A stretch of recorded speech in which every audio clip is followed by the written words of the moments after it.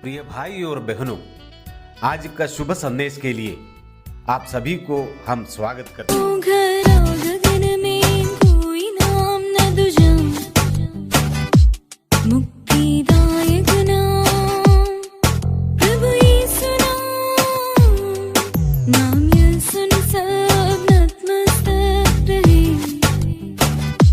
सबसे श्रेष्ठ नाम प्रभु यीशु नाम पुकारे, प्रभु यीशु नाम पुकारे, प्रभु यीशु नाम पुकारे, यीशु नाम, प्रभु यीशु नाम पुकारे, प्रभु यीशु नाम पुकारे, प्रभु यीशु नाम पुकारे, यीशु नाम। आज का संदेश प्रभु के दास एन जग्गू सूरज से बांटा जाएगा। प्रार्थना के साथ सुनिए। शुभ संदेश को सुनने वाले हमारे प्यारे भाइयों बहनों, आप सबको मसीह यीशु में प्रेमी सलाम। सुबह की मनन के लिए इब्रानियों की पुस्तक पहला अध्याय पहली कलम हम पढ़ेंगे। जब वचन पढ़ते हैं ध्यान से सुनिए।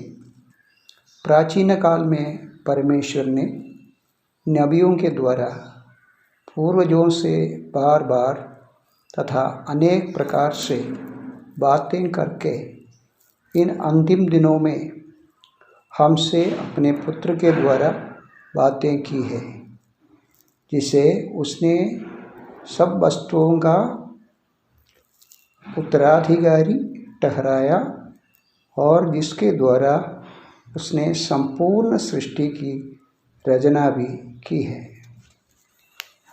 प्रभु पढ़े हुए वचन के ऊपर बहुत आशीष दे। प्यारो, पिछले दिनों में हमारे जीवन में हम जब देखेगा तो परमेश्वर हमारे साथ बहुत प्रकार की रीत से बातें की और परमेश्वर की संबंध हमारे साथ उसके बातचीत के द्वारा है, उसके वचन के द्वारा है। और परमेश्वर इंसान के साथ संबंध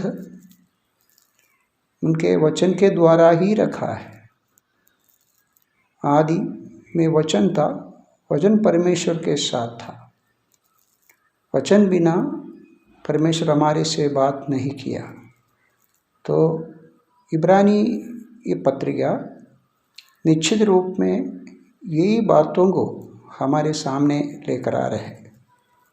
दो महत्वपूर्ण बात हम इस अध्याय में देख सकते हैं और पूरी पत्रिका में देख सकते हैं। ये सबसे पहली बात पुत्र, दूसरी बात उसका पवित्र वचन।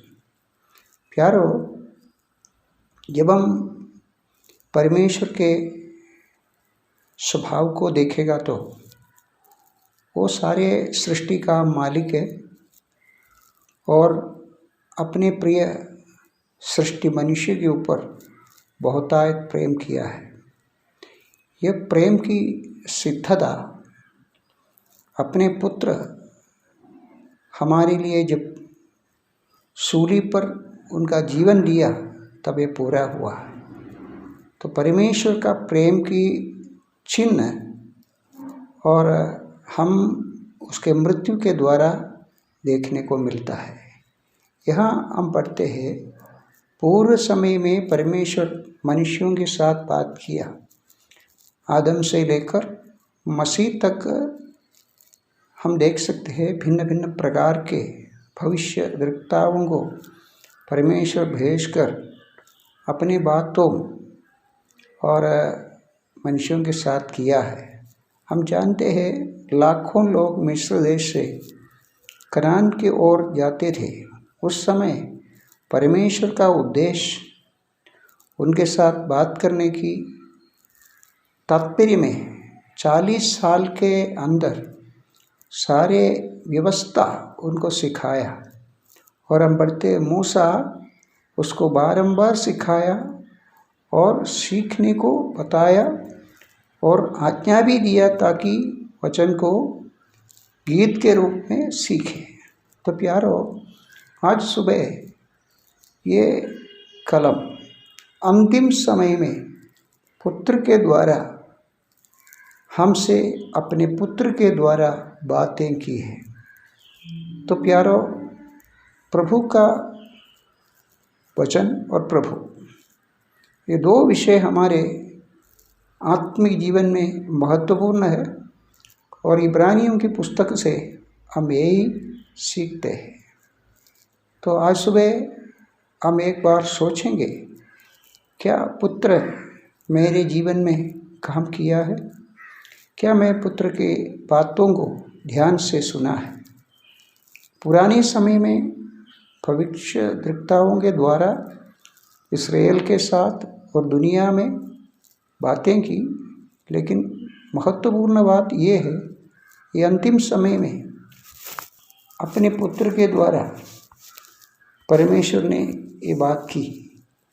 वो पुत्र के द्वारा जो बात है हम ध्यान से सुनना अवश्य है, क्योंकि वहाँ दूसरा कलम में हम पढ़ते हैं कि जिस उसने सब वस्तुओं का उत्तराधिकारी ठहराया और जिसके द्वारा उसने संपूर्ण सृष्टि का रचना भी की। तो परमेश्वर ने सारे जगत को बनाने में अपने पुत्र के द्वारा ही किया है। संपूर्ण रचना उसके द्वारा किया और वह उसकी महिमा की प्रकाश और उसकी तत्व की प्रतिरूप है और अपने सामर्थ्य के वचन के द्वारा सब वस्तुओं को संभालता है। पुत्र कितना श्रेष्ठ है, पुत्र की श्रेष्ठता यहाँ दिखाते हैं। सारे ब्रह्मांड को, सारी वस्तुओं को रचा ऐसा नहीं है, केवल रचना किया ऐसा नहीं है, अपने वचन की सामर्थ्य से उसको संभालते हैं। आज हम इस धरती के ऊपर जी रहे हैं, उसकी वचन की सामर्थ्यता से सारे ब्रह्मांड को, सारे धरती को संभालते इसलिए।